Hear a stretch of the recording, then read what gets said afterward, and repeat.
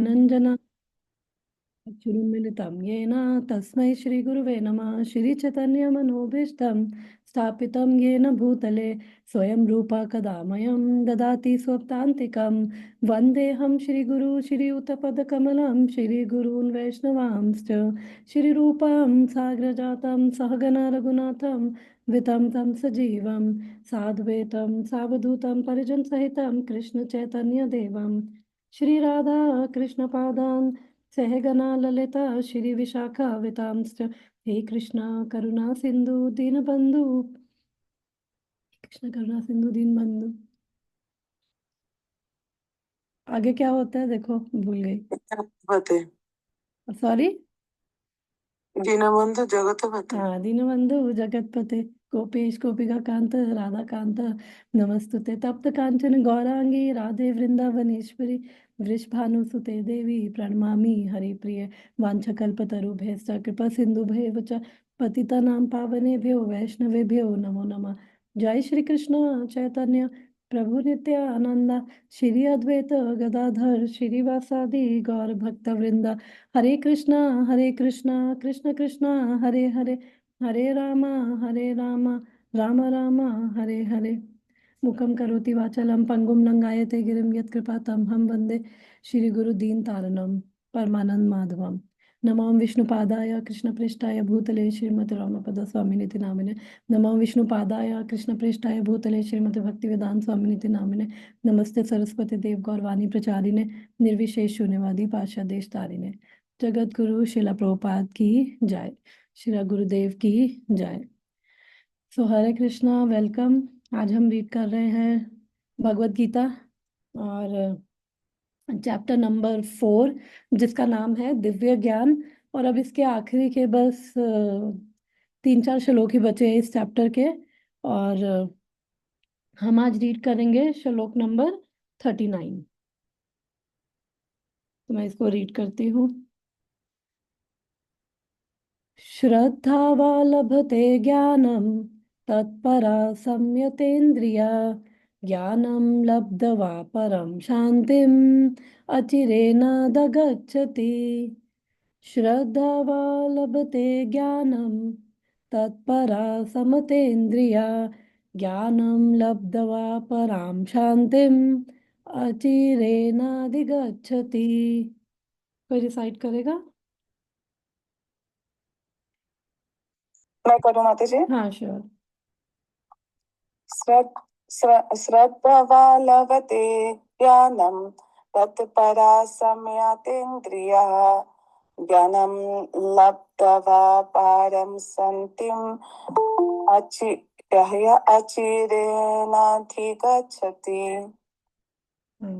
Okay, thank you. Hare Krishna माता जी। तो थोड़ा सा बैकग्राउंड इसका बता देती हूँ क्या चल रहा है। तो अभी भगवान ने पहले यज्ञों के बारे में बताया था इससे पहले वाले सेक्शन में। तो फिर अर्जुन के मन में सवाल आया कि कौन सा यज्ञ श्रेष्ठ है। भगवान ने बहुत सारे यज्ञों के बारे में बताया था और उससे पहले कर्मों के बारे में भी बताया था कि अपने कर्मों को यज्ञों का इसलिए बताना शुरू किया कि कर्मों को यज्ञ की तरह करो। तो यज्ञ का सिद्धांत क्या होता है? भगवान को प्रसन्न करने के लिए हम जो भी यज्ञ करते हैं तो वो भगवान श्री कृष्ण के लिए होते हैं। और तो उनका फिर जब यज्ञ करेंगे हर कर्म को यज्ञ की तरह यानी कि उसका सिद्धांत लेना है। फिर जब भगवान ने बहुत सारे यज्ञ बताया अलग अलग, योगी ब्रह्मचारी गृहस्थ स्वाध्याय यज्ञ ज्ञान यज्ञ हठ योग अष्टांग योग, वो सारे यज्ञों के बारे में बताया। तो अब फिर अर्जुन के मन में सवाल आया कि कौन सा यज्ञ जो है श्रेष्ठ है। फिर भगवान ने हरे कृष्णा 33 श्लोक में बताया कि जो ज्ञान यज्ञ है वो श्रेष्ठ है। ज्ञान में रहकर हम कुछ भी कर रहे हैं ना, वो श्रेष्ठ है। तो फिर अब ये ज्ञान की बात करी तो यहाँ पे आया कि अब ज्ञान कैसे लिया जाए। तो फिर 34 श्लोक में भगवान ने बताया तद विद्धि प्रणिपातेन परिप्रश्नेन सेवया उपदेक्षन्ति ते ज्ञानम ज्ञानिना तत्वदर्शिना। कि तुम ऐसे गुरु के पास जाओ कि जो सत्य को जानते हैं, जो तत्वदर्शी हैं। और उनसे कैसे फिर ज्ञान लो? उनसे विनीत होकर, बहुत विनम्रता से उनसे जिज्ञासा करो, साथ में उनकी सेवा करो। और फिर जो ऐसा स्वरूप सिद्ध जो गुरु होगा, तो वो तुम्हें, क्योंकि खुद वो सेल्फ रियलाइज सोल है, तो वो तुम्हें ही वो सत्य का दर्शन करवा सकता है। फिर उसके बाद वो उसके बेनिफिट बताए भगवान ने कि अगर ऐसा जो व्यक्ति है जो खुद तत्वदर्शी है, जो जानता है, जो केवल वो जानता नहीं है। सॉरी, एक सेकंड, सॉरी।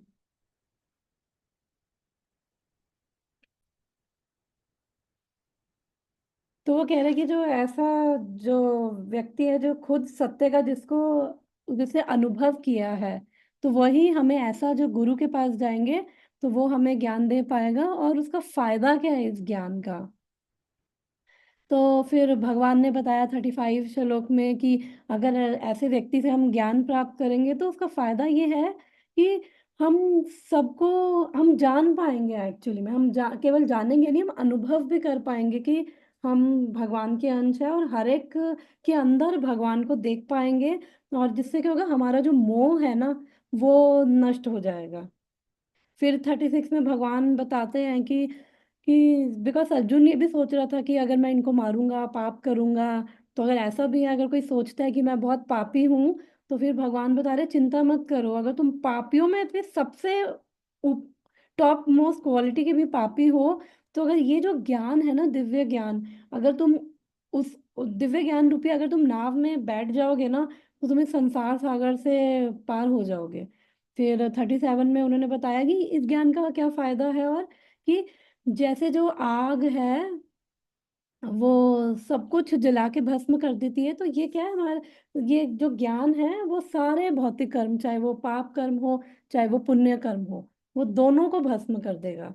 और हमने ये पहले डिस्कस किया है कि केवल पाप कर्म नहीं होते कि जिनकी वजह से हम इस शरीर में आ रहे हैं, पुण्य कर्म भी हैं जिसकी वजह से वापस ये शरीर लेना पड़ता है, तो ये साइकिल खत्म नहीं होती।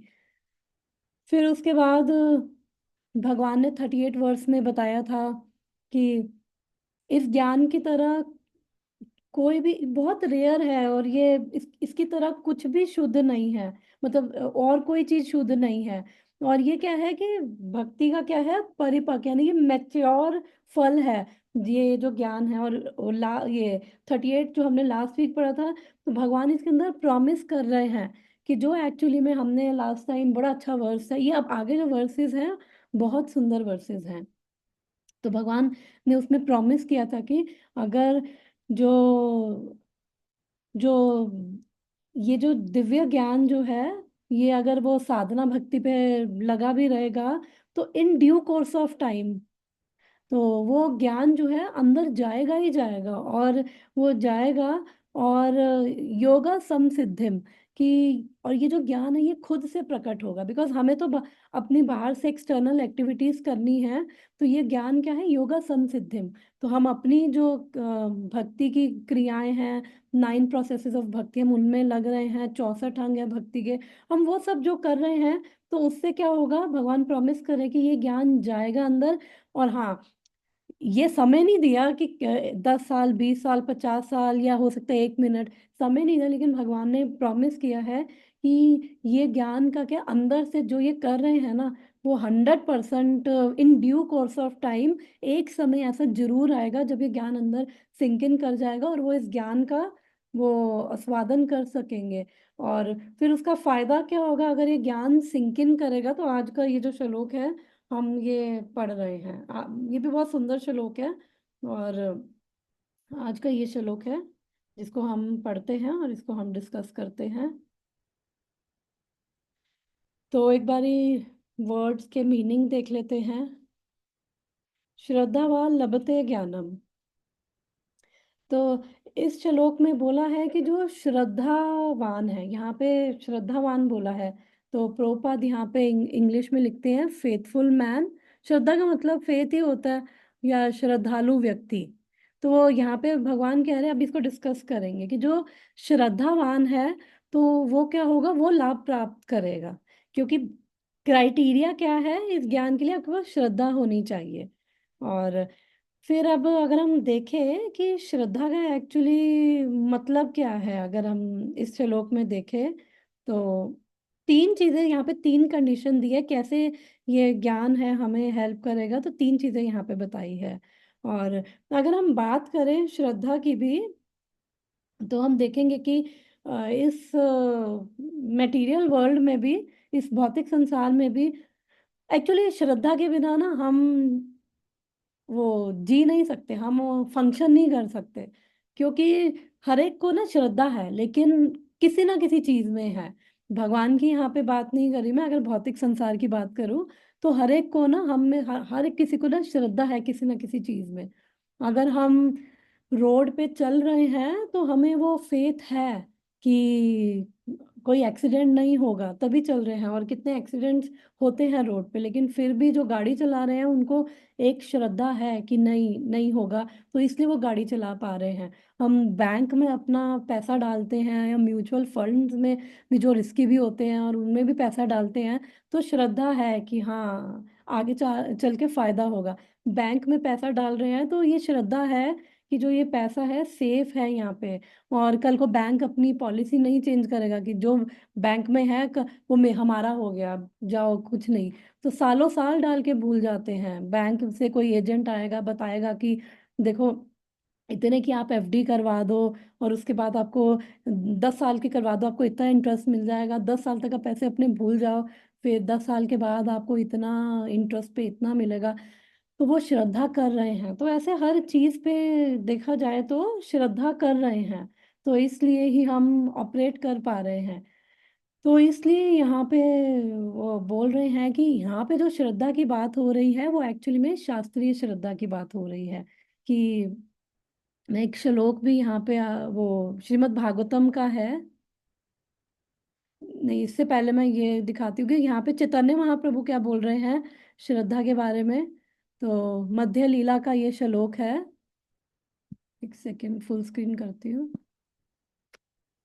ओके। तो बोल रहे हैं, श्रद्धा शब्दे विश्वासे कहे सुदृढ़ निश्चय, कृष्णा भक्ति कैला सर्वा कर्मा कृता हया। तो जैसे बाकी चीजों पे हमें श्रद्धा होती है ना, और हम बस वो चल रहे हैं, तो वो यहाँ पे कह रहे हैं कि चैतन्य महाप्रभु की श्रद्धा क्या है, वो कॉन्फिडेंस है, वो फेथ है, वो दृढ़ निश्चय है एक्चुअली, कि भगवान की सेवा करके हम, मैं इसका ट्रांसलेशन पढ़ती हूँ पहले। Shraddha is a confident firm faith that by rendering transcendental loving service to Krishna, one automatically performs all subsidiary activities. Such faith is favorable to the discharge of devotional service। कि मतलब, और फिर एक और श्लोक आता है कि मतलब वो दृढ़ निश्चय कि जैसे हमें बाकी चीजों पे दृढ़ निश्चय है ना कि हाँ ये करेंगे ना तो ये होगा। जस्ट अ सेकेंड, एक सेकेंड इसमें, अरे ये मेरा बाहर कैसे आएगा। ओके।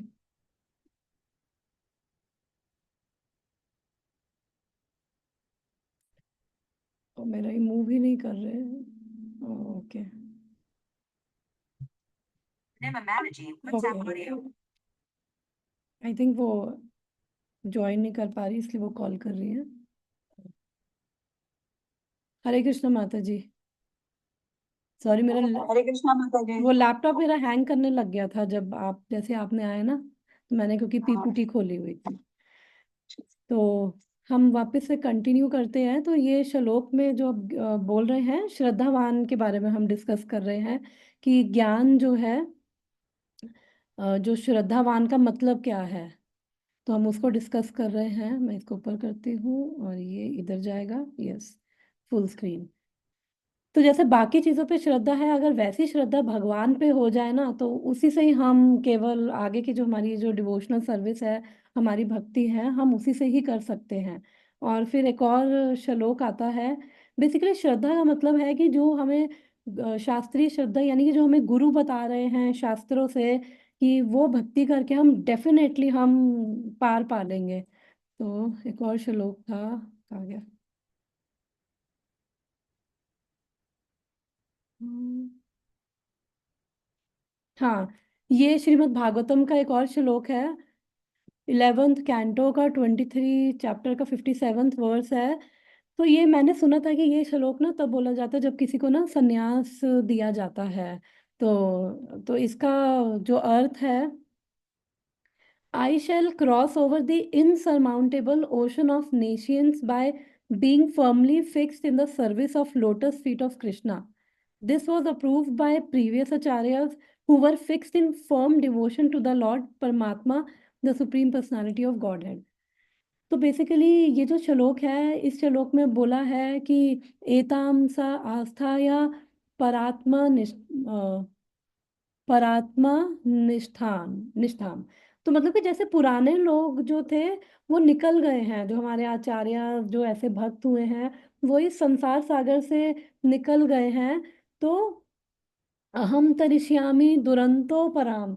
तो वो मैं इसलिए मैं इस प्रोसेस पे श्रद्धा कर रहा हूँ कि भगवान के चरणों की सेवा करके उन पे पूरा अपना ध्यान केंद्रित करके मैं भी निकल जाऊंगा।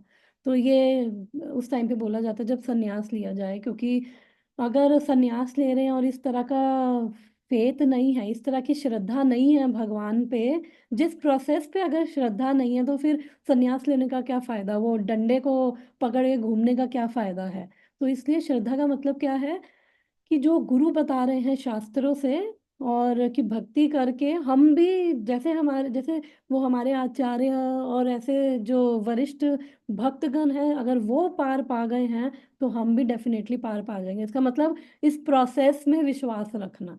जैसे मैंने बताया कि हम बाकी भौतिक चीज़ों पे विश्वास रख रहे हैं ना, कि अगर मैं ये प्रिपरेशन करूँगा, अपने 12-14 घंटे डेली मैं दे रहा हूँ, मैं अपने अपने जैसे हम जॉब भी कर रहे हैं तो वो फर्स्ट मंथ, जैसे यहाँ पे तो 15 दिन में सैलरी आती है, इंडिया में 1 महीने बाद आती। तो 1 महीना हम यही श्रद्धा रख के करते हैं कि सैलरी जरूर मिलेगी हमें 1 महीने के बाद। पूरा 1 महीना हम बिना पैसों के हम डिवोट करते हैं अपना टाइम, 8-10 घंटे। और जो बच्चे पढ़ रहे हैं वो 12-14 घंटे जिनका वो है कि हमें ये कंपटीशन में बैठना है, तो वो ये श्रद्धा रख के पढ़ रहे हैं अपना 12-12 14-14 घंटे, वो ये श्रद्धा रख के दे रहे हैं कि हाँ, हम लोग ये जब एंट्रेंस क्लियर कर लेंगे ना तो हम आगे सक्सेसफुल होंगे। तो वही सेम श्रद्धा हमें अगर भक्ति में भी होगी, तो यहाँ पे वो यही बोल रहे हैं कि जब ये भक्ति में वो श्रद्धा होगी।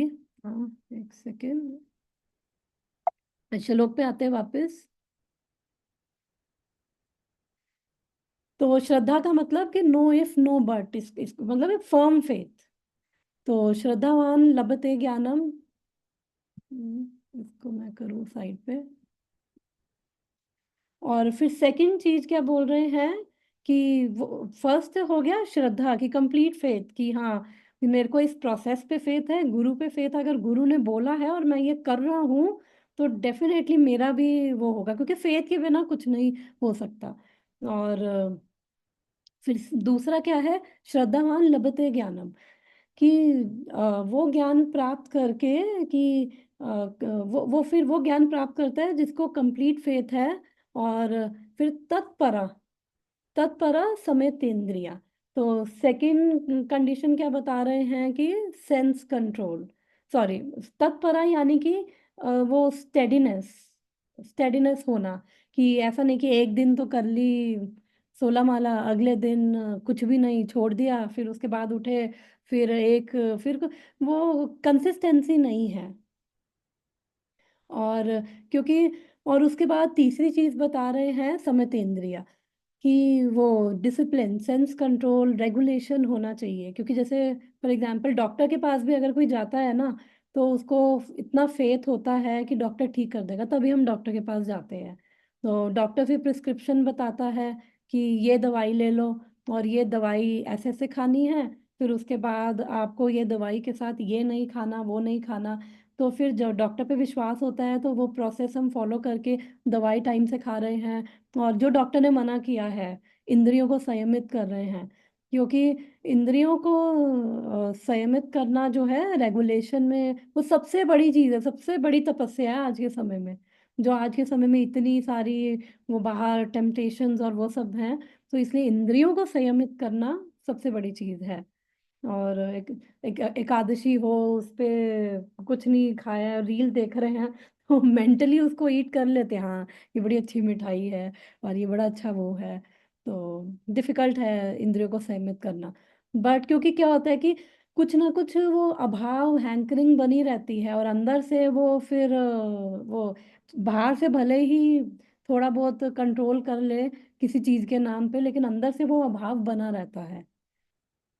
फिर वो कह रहे हैं कि ज्ञानम लभते परम शांतिम, कि अगर ऐसा ये तीन चीजें करेंगे तो कि जो पर्सन है, जो भी ये भक्त है, श्रद्धालु है इस तरह का, वो जब ऐसे प्रैक्टिस करेगा, और तो उसके बाद क्या होगा, यानी कि संयम, इंद्रियों को संयमित कर रहा है, और तत्परा, तत्परा यानी कि वो स्टेडी कंसिस्टेंट है।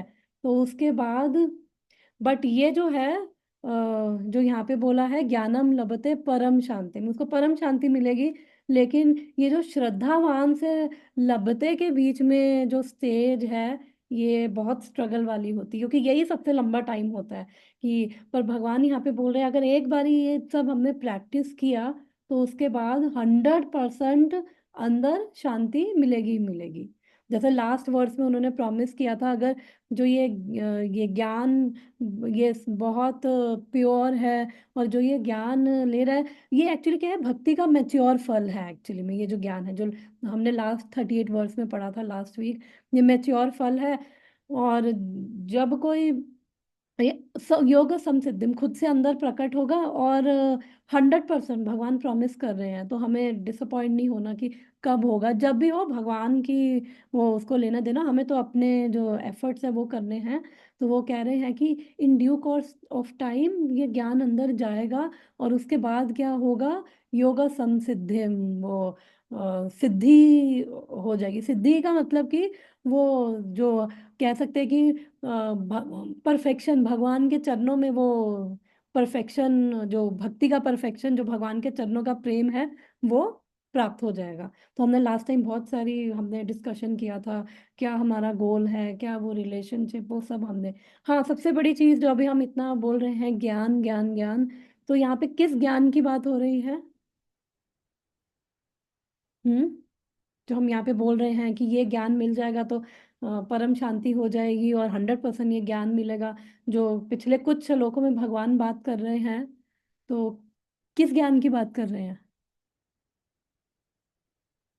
हम्म, शुद्ध ज्ञान, आध्यात्मिक, यस यस, आध्यात्मिक ज्ञान। तो क्या आध्यात्मिक ज्ञान? ये जीवे स्वरूप है नित्य दास। यस यस, थैंक यू माता जी, कि हम सब क्या हैं, भगवान के अंश है, भगवान के दास है, हम सबके अंदर भगवान है, और कि हम सबके अंदर हैं, दूसरों के अंदर भगवान है। इसका मतलब क्या हुआ, अगर हम इसको थोड़ा सा ब्रॉडली देखें, तो इसका मतलब ये है कि दूसरे हमारे भोग की वस्तु नहीं है।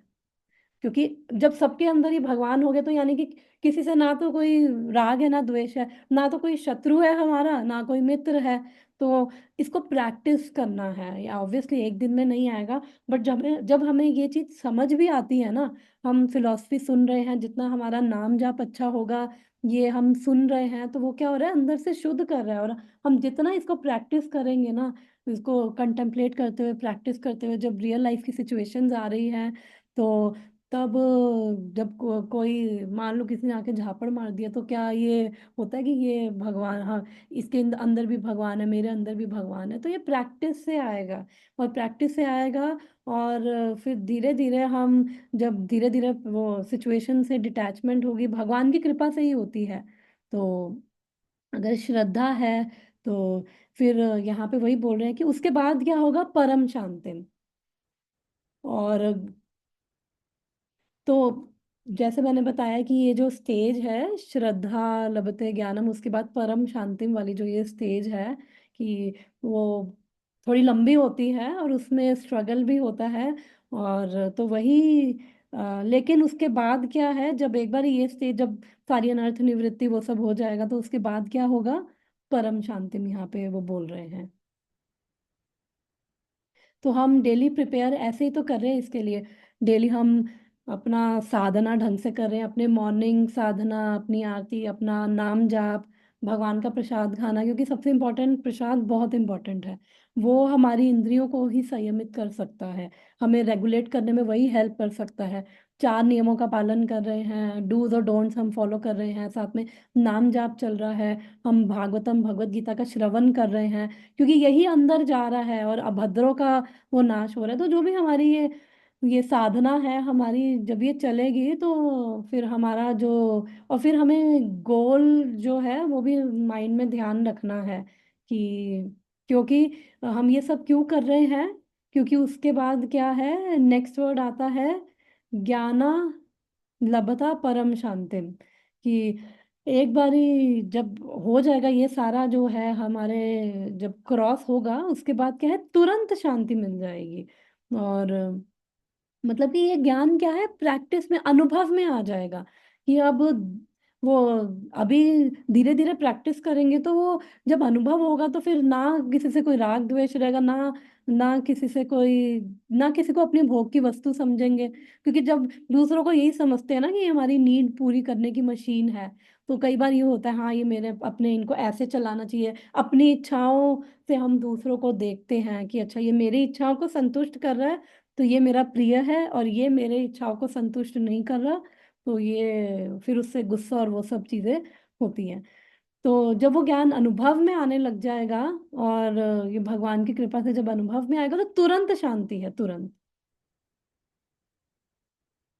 तो क्या है कि जैसे सपना देखते हैं उसमें कई बार डर लगता है, फिर जैसे तुरंत उठ जाते हैं तो वो डर चला जाता है, तो ये बस ऐसे ही उठा देगा हमें।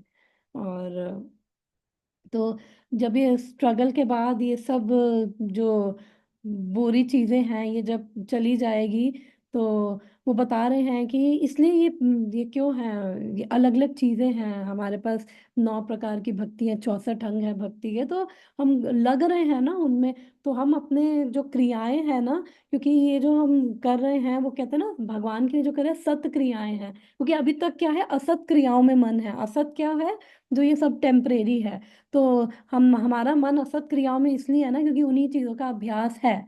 तो जैसे ये सत क्रियाओं की हम अभ्यास करेंगे, जो सत यानी कि जो हम भगवान के लिए कर रहे हैं, जो भक्ति साधना हमारी है, क्योंकि ये भौतिक थोड़ी है, जो भी हम नाम जाप कर रहे हैं, भले ही मन ना भी लगे, भले ही लगे या ना लगे, या फिर कितनी रुचि हो ना रुचि हो, क्योंकि मन के हिसाब से चलेंगे तो फिर मन तो पागल ही बनाई रखेगा।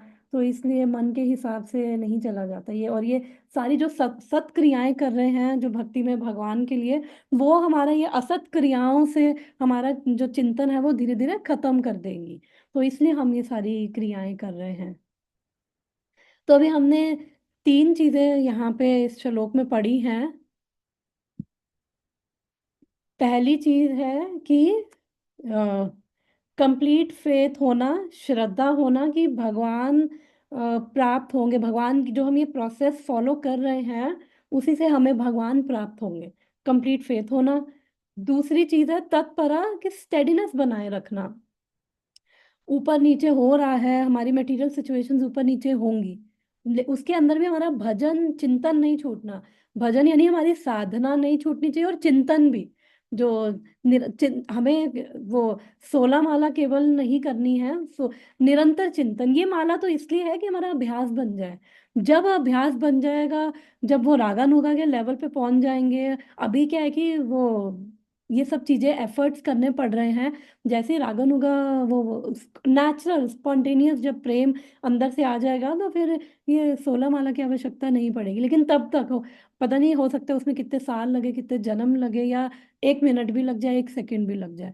तो जब तक वो चिंतन नहीं बन पा रहा, और हमारे गुरु ने बोला है, जो हमें आदेश दिया है, तो हमें वो करना है ताकि इनसे हमारा निरंतर चिंतन बनता बना रहे। और जो हम ये सुन रहे हैं ना, जब हम प्रैक्टिकल लाइफ में जाते हैं ना, हमें लगता है कि हम अभी आज सुना और अगले हफ्ते अगर कुछ भी पूछा भूल जाते हैं, तो ऐसा नहीं है, ये अंदर जा रहा है। जब ये सिचुएशंस आती है ना तो ये अंदर से अपने आप जो सुना है ना हमें, वो अंदर से हमें हेल्प करने लगता है। जब लाइफ की सिचुएशंस आती है जिनको हैंडल करना मुश्किल हो जाता है, तो ये जो हम सुन रहे हैं ना भागवतम भगवत गीता, ये हमें क्या कर रहा है, हमें ये वो हमारा श्रद्धा कहते हैं ना उसको पुष्ट कर रहा है, और उसको वो कर रहा है, और अंदर से ये तब होता है, अंदर से ये तब ज्ञान आने लगता है, क्योंकि जो ज्ञान है ये मैं एक और श्लोक यहाँ पे मैंने लिखा था कि वो चैतन्य चरितामृत में ये लिखा था, यस्य देव परा भक्तिर यथा देवे तथा गुरौ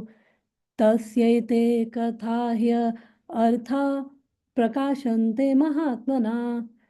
कि वो कह रहे हैं कि जिन जिन आत्माओं को ही ऐसा वो कंप्लीट फेथ है, श्रद्धा है ना भगवान पे और गुरु के वचन पे, तो उनके अंदर क्या होगा, ज्ञान ऑटोमेटिकली प्रकट होगा। उनके अंदर ऐसा नहीं है, बाहर से तो हम जो क्रियाएं ये कर रहे हैं वो हमें सब हेल्प कर रहा है, लेकिन ये ज्ञान क्या है, अंदर से प्रकट होगा। जो ये भगवत गीता है, भागवतम है, और कोई हमें नहीं समझा सकते हमारे, क्योंकि भगवान हमारे हृदय में, ये अंदर से चीजें प्रकट होती है। मीनिंग क्या होते हैं, प्रकाशित होने लग जाते हैं। तो इसलिए जितना हम सुनेंगे उतना हमें ये बेनिफिट करता है, और उतना ही हमारी श्रद्धा, अभद्र नाश हो रही है, हमारी श्रद्धा पुष्ट हो रही है फेथ पे, फेथ प्रोसेस पे, तो वो सब हमारा पुष्ट हो रहा है। तो इस वजह से ये भगवान और गुरु के शब्द, और भगवान के शब्द क्या है, शास्त्र है, गुरु क्या कह रहे हैं, भगवान का नाम जाप करो, निरंतर नाम जाप करो, भगवान की सेवा करो, भक्तों की सेवा करो। तो गुरु इससे अलग तो बोल नहीं रहे, शास्त्र भी यही बोल रहे हैं, गुरु भी यही बोल रहे हैं। तो इसलिए गुरु की जब हम सेवा, एक तो होती है उनके शरीर की सेवा, और दूसरा होता है गुरु की वो वपु। और वपु क्या होता है, उनकी वपु और वाणी, वपु शरीर, वाणी यानी कि जो वो बोल रहे हैं उनके आदेशों को पालन करना भी उनकी सबसे बड़ी सेवा है। क्योंकि हर एक को तो गुरु की वो शरीर की सेवा नहीं मिलेगी कि उनके कपड़े धो दिए, खाना बना लिए, वो सब हर एक नहीं रह सकते हम। लेकिन स्टिल हम उनके वो आज्ञा का पालन करके जब हम ऐसा करते हैं तो क्या होता है, ये ज्ञान अंदर से प्रकट होता है भगवान की कृपा से। तो तीन चीजों के बारे में हमने बात करी है इस श्लोक में। और तीसरा क्या है, सेंस कंट्रोल। अगर सेंस कंट्रोल नहीं करेंगे, रेगुलेशन नहीं होगी लाइफ में, तो ये क्या है, बाल्टी दिख रही है पिक्चर में, और बाल्टी में क्या है, होल्स है। अगर हम ज्ञान तो भर रहे हैं अंदर, लेकिन वो अगर वो हमारा जो जो पात्र है उसके अंदर छेद है, तो वो क्या होगा, सब निकलता जाएगा। इसलिए ये इंद्रियों को संयमित करना बहुत जरूरी है। और क्योंकि कई बार क्या होता है, यही लगता है कि इंद्र जो हैप्पीनेस है, इंद्रियों को सेटिस्फैक्शन से हैप्पीनेस मिलेगी, कई बार क्या यही एक्चुअली में, ये क्या हो जाता है वापस, ओके, यही हम जनरली देखा जाए तो यही टेंडेंसी है कि जितना इंद्रियों को सेटिस्फाई करेंगे उतना हैप्पीनेस मिलेगी। बट हैप्पीनेस इंद्रियों के सेटिस्फैक्शन पे डिपेंडेंट नहीं है वो। क्योंकि अगर ऐसा है तो एक बच्चा है, वो क्योंकि हैप्पीनेस कहाँ से आ रही है, जब हम शास्त्रों के अकॉर्डिंग कर्म कर रहे हैं ना, तब वहां से हैप्पीनेस एक्चुअली में मिल रही है। क्योंकि बच्चा है, वो कहे मैं तो पूरा दिन खेलूंगा, मैं तो स्कूल भी नहीं जाऊंगा, तो ज्ञान के बेस पे हैप्पीनेस आती है एक्चुअली। तो अगर हम पेरेंट्स को पता है, उनको ज्ञान है इतना कि पूरा दिन खेलेगा और स्कूल नहीं जाएगा तो ये किसी लायक नहीं होगा, अपने पैरों पे खड़ा नहीं होगा, इसलिए उसे स्कूल भेजते हैं कि वो एक अच्छा इंसान बने, अपने पैरों पे खड़ा हो। तो यही हमारा पर्पस होता है कि अपने पैरों पे खड़ा हो और अच्छा इंसान बने। तो चाहे उसको कितना कष्ट हो, कि उसको कई बार गुस्सा किया जाता है, डांटा जाता है, चिल्लाया भी जाता है, नहीं पढ़ाई करनी है, स्कूल भी जाना है। तो ऐसे ही हमें शास्त्र बता रहे हैं, हमें ज्ञान से समझ आ रहा है क्या करना है, क्योंकि अदरवाइज तो अपने मन की तो कर ही रहे हैं, और मन की करके हम सब फील कर सकते हैं कि कितना सुख मिल गया है। अभी तक तो नहीं मिला। तो अभी तक तो जो है, खाने का मन करे खा लिया, पीने का मन करे पी लिया, देखने का मन करे सुनने का मन करे, वो सब कर ही रहे हैं। और कितना सुख मिलता है, हम सब अनुभव कर सकते हैं उसका। तो इसलिए हैप्पीनेस क्या है, ज्ञान के ऊपर डिपेंडेंट है। तो शिला प्रभुपाद जी का छोटा सा परपट है इस पे। श्री कृष्ण में दृढ़ विश्वास रखने वाले व्यक्ति ही इस तरह का कृष्ण भावनामृत ज्ञान प्राप्त कर सकते हैं। तो हमने इसका ऑलरेडी डिस्कशन कर लिया है कि कैसे भगवान पे अगर दृढ़ विश्वास है ना, कि सोचो कि जो हमें मटेरियल चीजों पे विश्वास है, वैसा ही विश्वास अगर हम प्रार्थना करें, वही विश्वास अगर यहाँ पे आ जाए, तो भगवान कृष्ण पे कितने अच्छे। और ये श्रद्धा क्या होती है, स्टार्ट कहाँ से होती है, एक आदर बुद्धि से, कि आप पहले अप्रिशिएट करने लगते हो कि हाँ ये चीज़ अच्छी है, और अप्रिशिएट करने लगते हो, और उसके बाद आप किसी चीज़ को अप्रिशिएट कर रहे हो, फिर आप उस चीज़ के अंदर उतरते हो, तभी तो आपको वो विश्वास हो पा रहा है ना। तो ये स्टार्ट कहाँ से हो रहा है, हमें उस अप्रिसिएशन से, कि हाँ ये बातें जो हैं सही है, भगवान जो है, हाँ, वो परम नियंता है, सच्चिदानंद है। वो हमारी तरह ऑर्डिनरी नहीं है। और उनके बारे में सुनकर जरूर हमारा भला होगा, बेनिफिट होगा। अगर ये विश्वास है ना, तो 100% बस इसी श्रद्धा से ही हम कृष्ण भावनामृत का ज्ञान प्राप्त कर लेंगे। गुरु पे, शास्त्रों पे विश्वास है तो हम कर जाएंगे। वही पुरुष श्रद्धावान कहलाता है जो ये सोचता है कि कृष्ण भावना भवित होकर कर्म करके वह परम सिद्धि प्राप्त कर सकता है। जो भी हमने श्लोक पढ़ा था, जिसमें चैतन्य महाप्रभु बोल रहे हैं कि जो दृढ़ विश्वास है जिसको कृष्ण पे, कि भक्ति करके वो परम सिद्धि प्राप्त हो जाएगी। परम सिद्धि का मतलब कि भगवान का प्रेम एक्चुअली। तो वो कह रहे हैं कि अगर जो ये सोच रहा है, जिसको ये विश्वास, वही पुरुष श्रद्धावान है। क्योंकि यहाँ पे जो श्रद्धा की बात हो रही है वो शास्त्रीय श्रद्धा की बात हो रही है। यह श्रद्धा भक्ति के द्वारा हरे कृष्ण कृष्ण कृष्ण हरे हरे, हरे राम राम राम हरे हरे मंत्र के जाप द्वारा की जाती है। वैसे अगर हम देखें, अगर मान लो कि किसी को प्रभुपाद के परपट कोई कहे कि भैया मेरे को नहीं समझ आते हैं, तो भी कोई टेंशन नहीं है। उसमें कितनी बार तो कृष्ण आ जाता है। हम कितनी बार पढ़ लेते हैं कृष्ण कृष्ण कृष्ण कृष्ण। और मैं एक बार कहीं सुन रही थी शिला भक्ति सिद्धांत सरस्वती प्रभुपाद के बारे में, कि वो एक आर्टिकल था जिसमें क्रिटिसिज्म था कुछ, और एक शायद आई थिंक गौड़िया के लिए कुछ ऐसा क्रिटिसिज्म था, और एक आर्टिकल था उसके अंदर कुछ ग्लोरिफिकेशन था। तो उन्होंने कहा कि, तो सबने कहा कि अरे उसमें तो क्रिटिसिज्म है, उसको रहने देते हैं। नहीं, तो उन्होंने कहा देखो जिनके अंदर ज्यादा कृष्ण नाम आ रहा है ना, उसको छाप दो। तो मतलब ताकि लोग एटलीस्ट कृष्ण कृष्ण सुने। वो नाम जो हम सुन रहे हैं, और प्रभुपाद के, चाहे हम भगवत गीता उठा ले, चाहे हम भागवतम उठा ले, चैतन्य चरितमृत उठा ले, हर श्लोक में कृष्ण कृष्ण कृष्ण भगवान का नाम तो जरूर आ रहा है।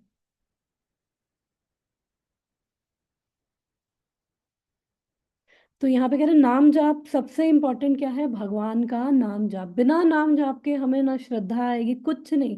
तो हमें सबसे इंपॉर्टेंट, और ये नाम जाप कैसे होगा? श्रवण से। क्योंकि जो नवदा भक्ति है, श्रवणम कीर्तनम स्मरणम, तो ये कहाँ से स्टार्ट हो रही है? श्रवण से। जो हम श्रवण कर रहे हैं, जो हम देख रहे हैं, सुन रहे हैं, वही तो हम करते हैं ना, उसी पे तो श्रद्धा होती है। कि मैं देख रही हूँ, कि मैंने सुना, हाँ बैंक में पैसे डाल दिए, और वो जाके चिट पकड़ा देंगे, ये लो तुम्हारे इतने 10 लाख 20 लाख 50 लाख हैं, अब तुम भूल जाओ इसको 10 सालों तक। तो हम श्रद्धा कर लेते हैं। तो ऐसे ही हमें, जब हम ये नाम क्योंकि है, भगवान से भी ऊपर है ये। वैसे भगवान और नाम में कोई अंतर नहीं है। जो नाम है, नाम प्रभु है, वही अपना नाम जाप से ही सब कुछ मिलेगा, सारी सिद्धि। तो नाम जाप चलता रहे। मैं हमेशा बोलती हूँ नाम जाप चलता रहे, इसके लिए हम श्रवण करते हैं, इसलिए इसके लिए हम बाकी सारी चीजें कर रहे हैं, कि हमारा नाम जाप चले, निरंतर चले। क्योंकि इससे हृदय की सारी भौतिक मलिनता दूर हो जाती है। ठीक है ना, इसमें तो किसी को कोई डाउट नहीं है कि भौतिक मलिनता दूर हो जाएगी। और ये प्रभुपाद इसलिए भी बोल रहे हैं क्योंकि क्यों नाम जाप पे इतना फोकस है, नाम जाप करना? क्योंकि क्या है कि हम लोग के अंदर ना 3 गुण है, 3 गुण से प्रेरित है हम। सतोगुण, रजोगुण, तमोगुण। तो ये 3 गुण क्या है? जैसे जिसके अंदर जो गुण होते हैं ना, तो वो श्रद्धा भी क्या होती है उसकी, उसी के अकॉर्डिंग होती है। और नेक्स्ट श्लोक में भी अभी हम और डिटेल में इसके बारे में बात करेंगे। तो जो हमारे अंदर ये 3 गुण हैं, सतोगुण, रजोगुण, तमोगुण, तो भगवत गीता में आई थिंक 17.4 है वो श्लोक, जो भगवान बोलते हैं कि जो सतोगुण में है वो देवी देवताओं की पूजा कर रहे हैं, जो रजोगुण में है वो यक्षों की, राक्षसों की, और जो तमोगुण में है भूत प्रेतों की पूजा कर रहे हैं। और जो भक्त हैं वो, भगवान एक और श्लोक में बोलते हैं कि वो मेरे पास आते हैं। तो जो जिसकी पूजा कर रहा है, फिर वो उसके पास जाएगा। तो क्या होता है कि जैसे हम ये नाम जाप, ये नाम क्या है, इसका हम महिमा, इसका वर्णन करना तो वो पॉसिबल ही नहीं है। तो इसलिए जब हम नाम जाप करते हैं ना, तो हमारी श्रद्धा क्या होती है? मूव करती है। सतोगुण, रजोगुण, तमोगुण, और ये मूव करती है श्रवण कीर्तन से, ये ऊपर होती है हमारी श्रद्धा। और ये हमारी जो फेथ है उसको क्या होता है? श्रद्धा को प्यूरिफाई करता है। क्योंकि जिसकी जैसी श्रद्धा है ना, जैसी श्रद्धा है वो वैसा ही कार्य करेगा। क्योंकि हम सबकी अपनी अपनी प्रवृत्तियां हैं। तो इसलिए जब हम ये नाम जाप करते हैं, तो उससे श्रद्धा भी हमारी क्या होती है? शुद्ध होती है। जो व्यक्ति कृष्ण के प्रति श्रद्धावान है, जो इंद्रियों को संयमित रखता है, वह शीघ्र ही कृष्ण भावनामृत के ज्ञान से पूर्णता प्राप्त करता है। कि वो कह रहे हैं कि इसमें भी कोई डाउट नहीं है कि जब हम श्रद्धावान हैं, फेथ है, हाँ, ये प्रोसेस, ये नाम जाप करके मुझे सच में ये होगा, भगवान का प्रेम प्राप्त होगा, ये फेथ रखना। तो उससे क्या होगा, और तीन चीजें जो बोली है, श्रद्धा, इंद्रियों को संयमित और तत्पर, तीसरा क्या है, कंसिस्टेंट रहना। तो उससे क्या होगा, शीघ्र ही कृष्ण भावनामृत के ज्ञान में पूर्णता प्राप्त होगी। तो ये प्रोपा कह रहे शीघ्र होगी, इसमें कोई संशय नहीं है। तो इस श्लोक में तो बता रहे हैं कि किसको ये ज्ञान प्राप्त हो सकता है। अब नेक्स्ट श्लोक में बताएंगे किसको ये ज्ञान प्राप्त नहीं हो सकता। तो अभी थोड़ा सा हमारे पास अभी टाइम है, घंटी नहीं बजी है, तो ये भी छोटा सा है, तो हम इसको डिस्कस कर लें अगर सब लोग रेडी हैं तो। Is it okay? यस माता जी। Okay, thank you. क्योंकि ये वो है, मिलते जुलते हैं आगे, तो हम इसको जल्दी डिस्कस कर लेंगे। 40। आज्ञश्च श्रद्धानश्च संशयात्मा विनिश्यति, नायं लोकस्ति न परो न सुखम संशयात्मना।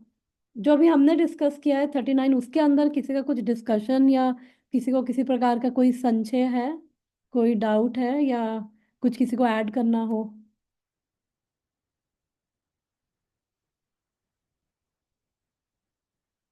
ओके, तो मैं ज्यूम कर रही हूँ, नहीं है तो हम इसको थोड़ा सा फास्ट ट्रैक पे लेके चलते हैं। पीछे में क्या बोला था कि जो श्रद्धावान है, दोबारा से एक बार तात्पर्य पढ़ती हूँ 39 का, जो श्रद्धालु दिव्य ज्ञान में समर्पित है, जिसने इंद्रियों को वश में कर लिया है, वह इस ज्ञान को प्राप्त करने का अधिकारी है, और इसे प्राप्त करते ही तुरंत आध्यात्मिक शांति को प्राप्त होता है। ठीक है, तीनों चीजें भी हमने डिस्कस करी हैं कि कौन अधिकारी है इस ज्ञान को प्राप्त करने का, जो श्रद्धावान है, जिसकी इंद्रियां संयमित है, और जो कंसिस्टेंट है अपनी प्रैक्टिसेस में, साधना में कंसिस्टेंट है, यानी एक दिन कर ली फिर एक महीना गायब, कंसिस्टेंट है, तो वो अधिकारी है इस ज्ञान को प्राप्त करने का, और वो तुरंत आध्यात्मिक शांति को प्राप्त होता है। और ये ज्ञान क्या है, आध्यात्मिक ज्ञान, और ये खुद से अंदर से प्रकट होता है, और ये गुरु पे हम, गुरु और भगवान की कृपा से ये अंदर प्रकट होगा, प्रकाशित होगा। और ये ज्ञान के बाद हमने जो बेनिफिट पढ़े थे कि इस ज्ञान से क्या होगा, हमारा एक तो मोह नाश हो जाएगा, जो पिछले वर्सेस में पढ़ा था, और फिर हम सबके अंदर भगवान को देख पाएंगे। और सबके अंदर भगवान को देख पाएंगे का मतलब कि हम दूसरे को अपनी भोग, वो दूसरे के प्रति भोग बुद्धि नहीं करेंगे कि हमारी भोग की वस्तु है, इसका मतलब हम अपने लिए उसको एक्सप्लॉइट नहीं करेंगे। फिर कोई मित्र शत्रु राग द्वेष किस प्रकार का फिर रहेगा। तो उसके बाद कह रहे हैं कि अगर ये जो ये जिसके अंदर, आई थिंक फिर रहने देते हैं, ये 15 मिनट आई थिंक लेफ्ट है, घंटी बज गई, तो फिर नेक्स्ट टाइम हम दो ले लेंगे। तो अब इस श्लोक में बस ऊपर से ओवरव्यू दे देती हूँ कि फिर जो श्रद्धालु है, तीन चीजें बोली हैं, जो श्रद्धावान है, जो इंद्रियों को वश में जिसने कर लिया है, और मतलब संयमित कर लिया है, वश में करना पॉसिबल नहीं, एटलीस्ट रेगुलेट करें, प्रसाद खाएं, भगवान के दर्शन करें, और पहले रेगुलेट करें, उसके बाद, क्योंकि कंट्रोल अगर हम सोचेंगे ना तो हमारा दिमाग आधा पागल कर देगा। तो हमें ये सोचना है कि रेगुलेट करना है, भगवान का ही प्रसाद खाना है, भगवान के दर्शन करें, भगवान के बारे में श्रवण करें, जितनी भी हमारी इंद्रियां हैं उनसे हम भगवान का चिंतन करें, सेवा में लगे, तो अपने आप ही वो रेगुलेशन होके कंट्रोल हो जाएगा। तो फिर और साथ में कंसिस्टेंट, तो तीन चीजें अगर होगी तो भगवान कह रहे हैं वो अधिकारी है, वो क्वालिफाइड है, और उसको तुरंत आध्यात्मिक शांति प्राप्त होगी। और नेक्स्ट में फिर ये बोल रहे हैं कि अब किसको ये ज्ञान नहीं मिलेगा, जो तीन यहाँ पे भी, इसमें भी तीन बताए हैं, तो आई थिंक हम वो फिर नेक्स्ट में डिस्कशन करते हैं नेक्स्ट वीक। तो अब हमारे बच जाएंगे तीन श्लोक, ये 40, 41, 42, इस श्लोक के बाद। तो हम नेक्स्ट वीक देखते हैं इसको, हम ले लेंगे एक दो, दो ले लेंगे। और मैं ये भी चाहूंगी कि अब फोर्थ चैप्टर जैसे खत्म होने वाला है, अभी हमारे पास 1-2 वीक्स और हैं, 1-2 वीक्स में ये 3 श्लोक हो जाएंगे। तो प्लीज कोई इसको पढ़ के समराइज एक बारी, जब हम फिफ्थ चैप्टर स्टार्ट करें 2 हफ्तों के बाद या 3 हफ्तों के बाद, इतना समय लेकर कोई इसको समराइज कर दे जो हमने फोर्थ चैप्टर पढ़ा है। फिफ्थ चैप्टर हम स्टार्ट करने से पहले इसकी पूरी समरी लेंगे, उसके बाद कि क्या पढ़ा है एटलीस्ट थोड़ा हम उसको रिवाइज करें।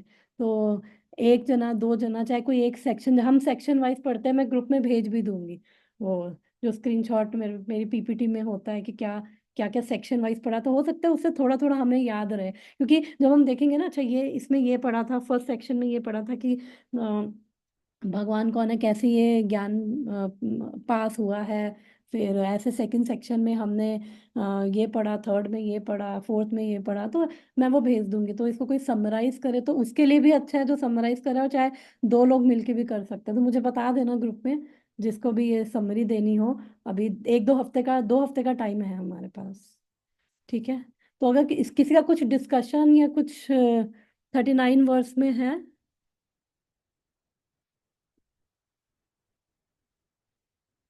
ओके, तो फिर आज हम यहीं पे स्टॉप करते हैं, नेक्स्ट वीक मिलते हैं। तो thank you so much everyone. Hare Krishna, thank you for joining. Hare Krishna माता जी। Thank you. मैं इसको बंद कर देती हूँ।